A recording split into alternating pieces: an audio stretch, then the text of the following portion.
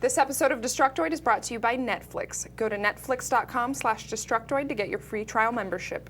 Coming up on Destructoid, Gears of War will still be around. Metal Gear Solid gives you some new things to wear, and Tara's got some indie thing that she wants to talk about. All this and more coming up on Destructoid.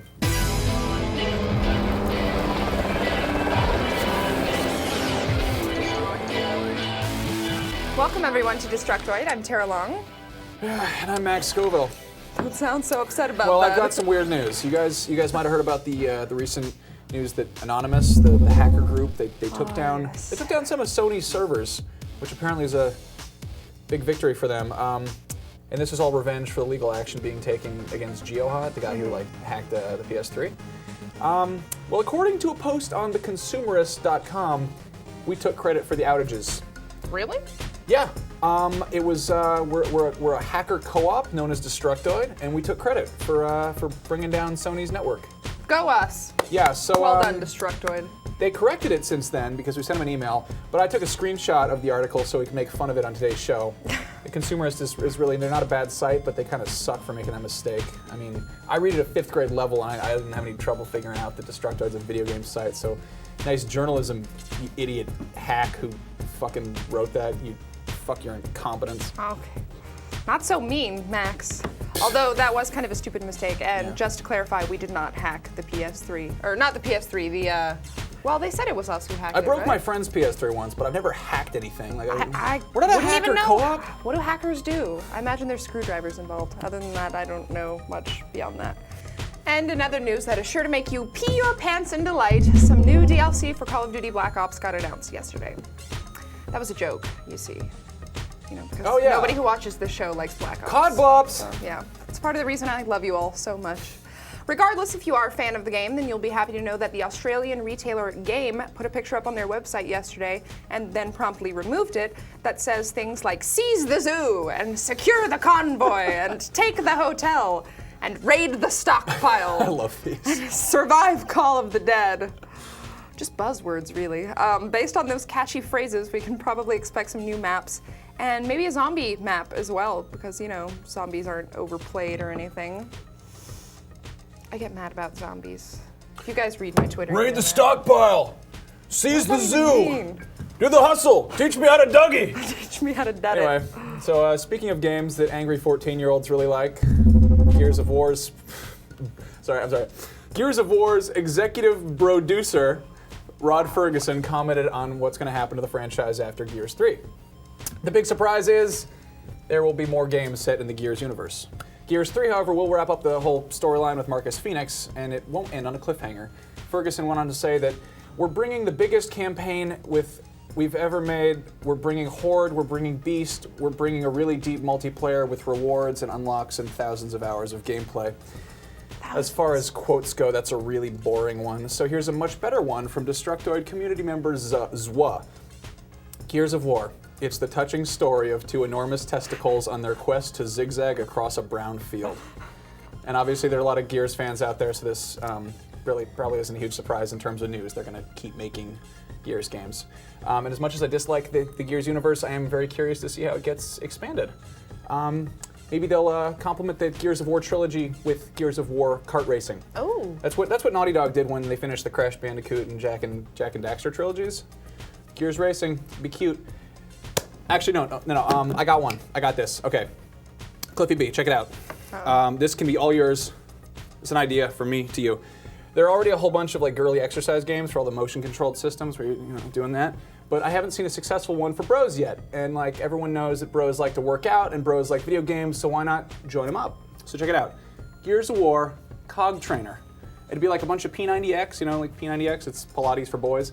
And you'd use, it'd be on Kinect, and you'd use Gears characters. So you could have a drill sergeant character who yells insults and get Arlie Ermy to do the voice. And you could get Muscle Milk or Gatorade to do a tie-in. And you could have Cog Formula with a picture of Dom and Marcus on the bottle like that, And so Epic Games, you got the first fitness game that guys won't be ashamed to play. So that's my idea for you, Cliffy. You can have that one. If you want some more ideas, you can Facebook me. That's sure to be a big hit. Yeah, and as much as I shit talk Epic Games and make their founder want to punch me in the face, they did make the Unreal Engine, and without that, you'd have like a really long list of awesome games without an engine that they run on. So, back around GDC, Epic unveiled the Samaritan video, which showed off some pretty crazy Unreal 3 DirectX 11 shit. It looks more like a Pixar movie than a tech demo. But yesterday, a video popped up that shows more specific features from the latest Devkit. And I don't know what half this shit is, but it looks pretty incredible. And my goodness, they just make it all look so easy. So whether you're a game designer debating switching to, the new Unreal Developer Kit, or you just like looking at pretty things, it's a pretty cool video. So look at that. Yes, and speaking of dev kits, Microsoft has announced that they'll be releasing a better version of the Xbox 360 dev kit soon.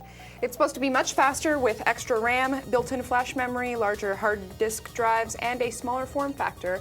And good news for indie developers, it's supposed to be significantly cheaper than previous versions.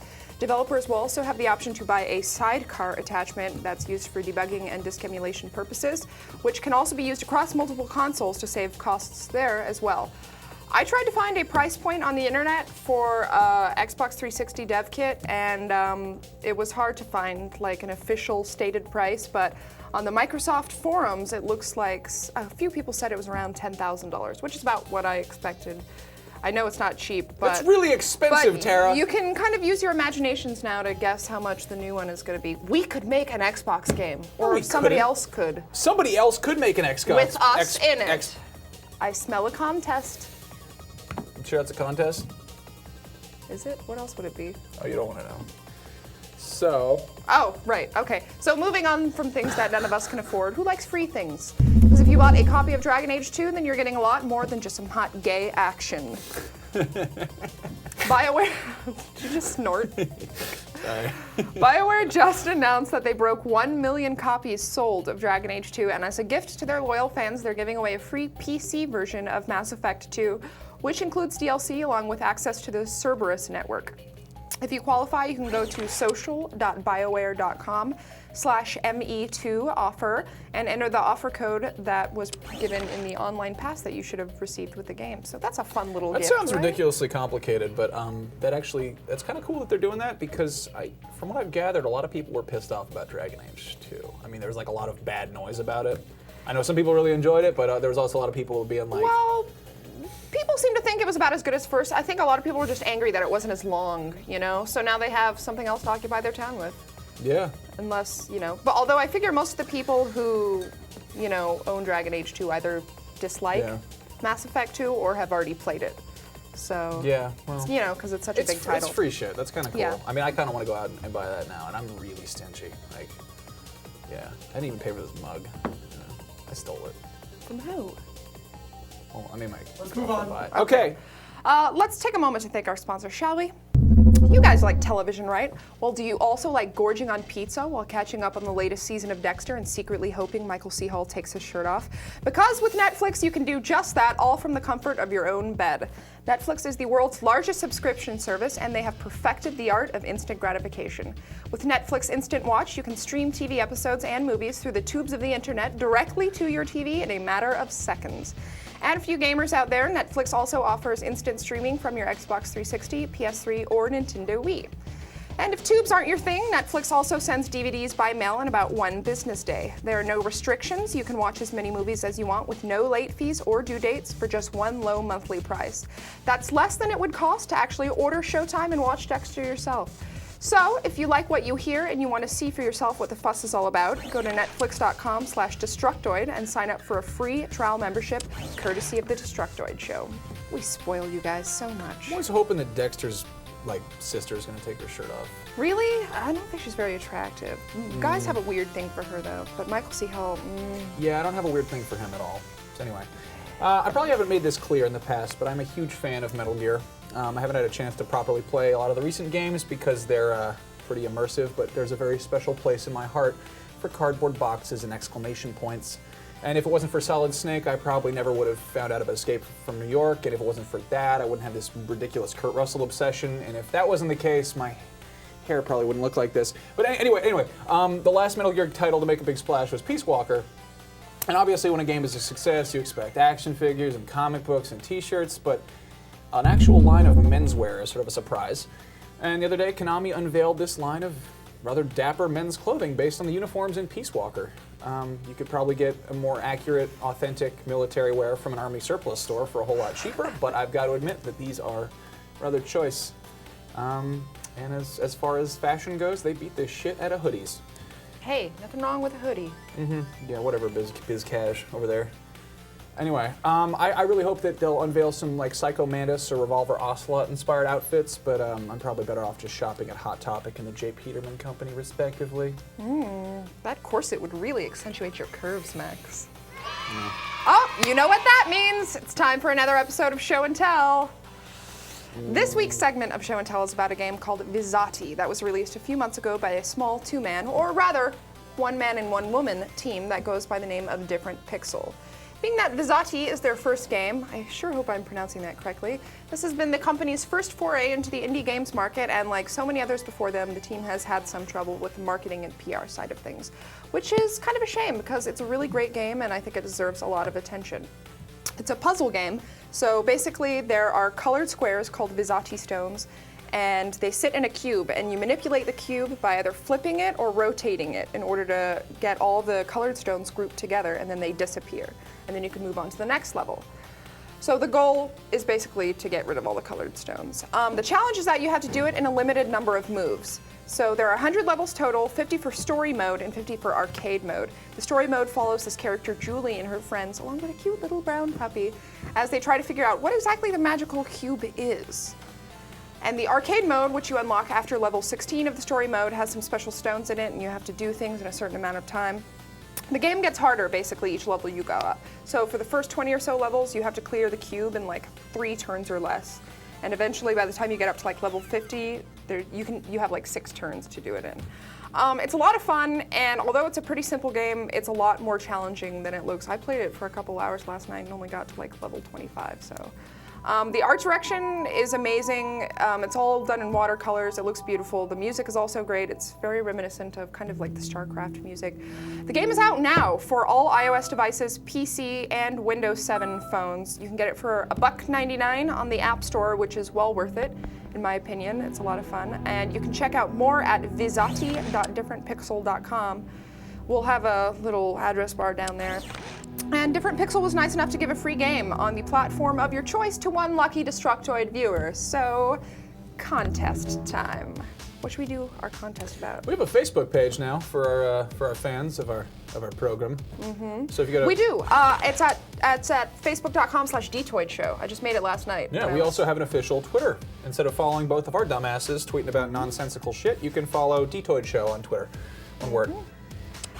Yeah, so for the Vizzati contest, why don't you guys join our Facebook fan page? Again, that's facebook.com/dtoidshow.